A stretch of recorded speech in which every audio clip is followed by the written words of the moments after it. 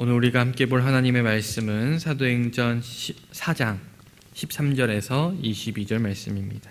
사도행전 4장 13절에서 22절까지의 말씀, 제가 가진 성경으로는 신약성경 192면 전후에 있는 말씀입니다. 사도행전 4장 13절에서 22절까지의 말씀, 다 찾으신 줄로 믿고 다 같이 한 목소리로 합독하시겠습니다. 그들이 베드로와 요한이 담대하게 말함을 보고 그들을 본래 학문 없는 범인으로 알았다가 이상히 여기며 또 전에 예수와 함께 있던 줄도 알고 또 병 나은 사람이 그들과 함께 서 있는 것을 보고 비난한 말이 없는지라 명하여 공회에서 나가라 하고 서로 의논하여 이르되 이 사람들을 어떻게 할까? 그들로 말미암아 유명한 표적 나타난 것이 예루살렘에 사는 모든 사람에게 알려졌으니 우리도 부인할 수 없는지라. 이것이 민간에 더 퍼지지 못하게 그들을 위협하여 이후에는 이 이름으로 아무에게도 말하지 말게 하자 하고 그들을 불러 경고하여 도무지 예수의 이름으로 말하지도 말고 가르치지도 말라 하니 베드로와 요한이 대답하여 이르되 하나님 앞에서 너희의 말을 듣는 것이 하나님의 말씀을 듣는 것보다 옳은가 판단하라. 우리는 보고 들은 것을 말하지 아니할 수 없다 하니 관리자들이 백성들 때문에 그들을 어떻게 처벌할지 방법을 찾지 못하고 다시 위협하여 놓아주었으니 이는 모든 사람이 그 된 일을 보고 하나님께 영광을 돌림이라. 이 표적으로 병 나은 사람은 40여 세나 되었더라. 아멘. 오늘 우리가 함께 읽은 본문 말씀을 중심으로 베드로와 요한의 변론이란 제목으로 함께 은혜를 나눠보려고 합니다. 오늘 우리가 함께 읽은 사도행전 4장 13절에서 22절까지의 말씀은 베드로와 요한이 공회 앞에서 변론을 하는 장면을 다루고 있습니다. 오늘 이 본문을 통해서 복음으로 인해 공회 앞에 서게 된 베드로와 요한이 그들에 대해서 어떻게 대처하는지, 그리고 주변 사람들이 베드로와 요한에게 놀라움과 경외심을 표시하면서 어떻게 행동했는지 함께 살펴보려고 합니다. 먼저 유대인들은 베드로와 요한이 담대하게 말하는 것을 보고 학문이 없는 평범한 사람인 줄 알았다가 놀랍게 여기고 이상하게 여깁니다.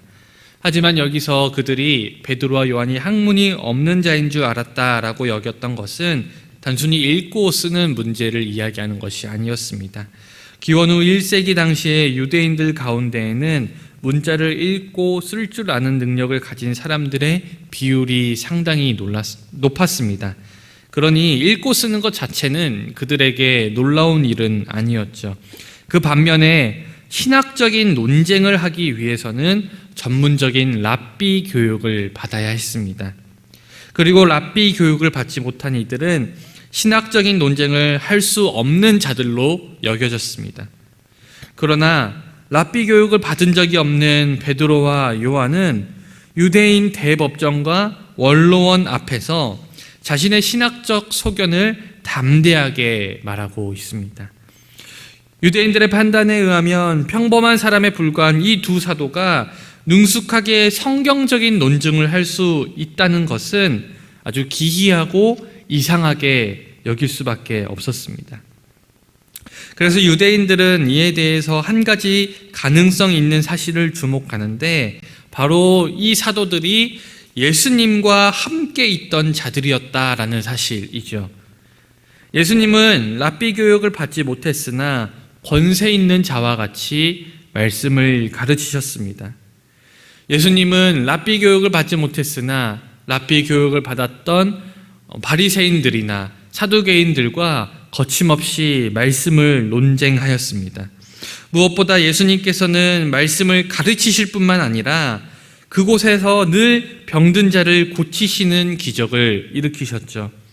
그리고 유대인들은 베드로와 요한이 지금 사내들린 공회 앞에 섰을 때 그들로부터 병 고침 받은 자들이 함께 서 있는 것을 통해서 그들이 예수와 똑같은 일을 행하였음을 알게 되었습니다. 그러나 아무리 그들을 잡아놓으려고 해도 유대인들은 베드로와 요한을 비난할 말이 더 이상 남아있지 않았습니다. 그래서 유대인들은 베드로와 요한을 어떻게 해야 할지 서로 의논합니다. 이미 베드로와 요한으로 말미암아 유명한 표적들이 나타났다는 그 사실이 예루살렘에 사는 모든 사람들에게 알려졌기 때문에 유대인들조차도 그것에 대해서는 부인할 수가 없었습니다. 그렇다면 그들이 할 수 있는 것은 단 한 가지밖에 없었죠. 바로 베드로와 요한의 그 이야기가 민간에 퍼지지 않도록 막아내는 일밖에 없었습니다. 그래서 그들은 베드로와 요한을 위협하여서 이 이후에는 예수에 관한 말을 아무에게도 말하지 말게 하자라는 결론에 이르렀습니다. 이러한 공회의 결정은 사도들에게 먼저 경고하여 예수의 이야기가 퍼지는 것을 막고 또 추후에 있게 될 그들의 행동에 대해서 처벌할 수 있는 근거를 분명히 해주는 일종의 금지 조치였습니다. 지금은 단순히 경고로 그치지만 이번 판결에 근거하여서 또 예수의 이름으로 전파를 하면 그때는 처벌하겠다라는 뜻이었죠. 그래서 공회에서는 사도들을 불러다가 다시는 예수의 이름으로 말하지도 말고 가르치지도 말아라 이렇게 엄중하게 경고하였습니다. 그러나 산헤드린 공회가 지금 신문하고 있는 베드로와 요한은 이미 예수님과 함께 함으로 인해 변화된 사람들이었습니다. 또 예수를 죽은 자 가운데 살리신 하나님과 성령님의 강림하심으로 인해 진정으로 변화된 사람들이었습니다. 그러므로 옛 선지자들과 같이 베드로와 요한의 마음에 불타오르는 그 하나님의 말씀, 그 복음을 그들은 결코 막을 수가 없었습니다. 그러므로 절대로 예수의 이름으로 말하지도 말고 가르치지도 말라는 그 유대인들의 위협과 경고에 대항하여서 베드로와 요한은 그것이 거의 불가능한 일이라는 사실을 깨달았습니다. 그들은 하나님의 말씀을 마음속에만 간직하고 있을 수가 없었으며 아울러 그 말씀을 전하지 않고서는 견딜 수가 없었습니다. 무엇보다 베드로와 요한은 예수 그리스도의 지상사역과 그의 부활로 인한 증인들이었습니다. 그들이 모든 것을 목격한 그 증인이었습니다. 그리고 그들은 부활하신 주님으로부터 주의 이름을 백성들에게 전파하라고 나의 증인이 되어달라는 그 명령과 부탁을 받은 사람들이었습니다. 그렇기 때문에 산헤드린 공회에서 그것을 하지 못하도록 금지하는 경고를 받게 되자 사도들의 반응은 아주 확고하게 나타났습니다. 오늘 우리가 함께 읽은 19절에서 20절 말씀인데요, 이렇게 기록되어 있습니다. 베드로와 요한이 대답하여 이르되 하나님 앞에서 너희의 말을 듣는 것이 하나님의 말씀을 듣는 것보다 옳은가 판단하라. 우리는 보고 들은 것을 말하지 아니할 수 없다 하니. 아멘. 사랑하는 여러분, 오늘 베드로와 요한은 예수 그리스도의 명령에 반대되는 유대인들의 그 위협 앞에서 당당하게 반대하며 나섰습니다. 지금 베드로와 요한은 자신들이 더 이상 복음을 전하지 못하도록 협박하고 겁박하는 자들에게 둘러싸여 있는 상황이었습니다. 그러니 사실은 그들의 입장에서는 이번 한 번만 그들의 말을 듣는 척하고 일단 풀려난 뒤에 후회를 도모해도 되는 일이었습니다. 그러나 그들이 그렇게 행동하지 않았습니다. 그들은 사람의 판단보다 하나님의 판단을 더 두려워하였고 사람의 말보다 하나님의 말씀을 더 두려워하였습니다. 복음을 전하라는 예수 그리스도의 명령을 더 엄중하게 여겼습니다. 그리고 무엇보다 그들은 복음의 능력을 믿었습니다. 그렇기 때문에 복음에 관하여 그들은 결코 타협하지 않고 산헤드린 공회 앞에서 담대하게 선포할 수 있었습니다. 베드로와 요한의 반대에도 불구하고 산헤드린 공회는 그들을 처벌할 방법을 찾을 수가 없었습니다. 그래서 결국 산헤드린 공회는 자신들의 경고가 무시될 경우에 일어난 일에 대해서 다시 한번 강조하고 위협한 이후에 사도들을 보내주었습니다. 그리고 이 사건을 통해 모든 사람들이 하나님께 영광을 돌리게 됩니다. 사랑하는 여러분, 우리가 살아가는 세상은 갈수록 하나님의 말씀에 반하는, 하나님의 말씀에 반대되는 일들이 많이 벌어지고 있습니다. 복음을 억압하는 일들이 많이 벌어지고 있습니다.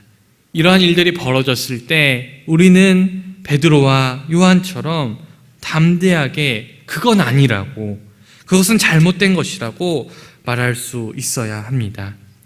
왜냐하면 최종적으로 우리를 판단하실 분은 이 세상의 사람들이 아니라 바로 하늘에 계신 재판장이신 하나님 아버지시기 때문입니다.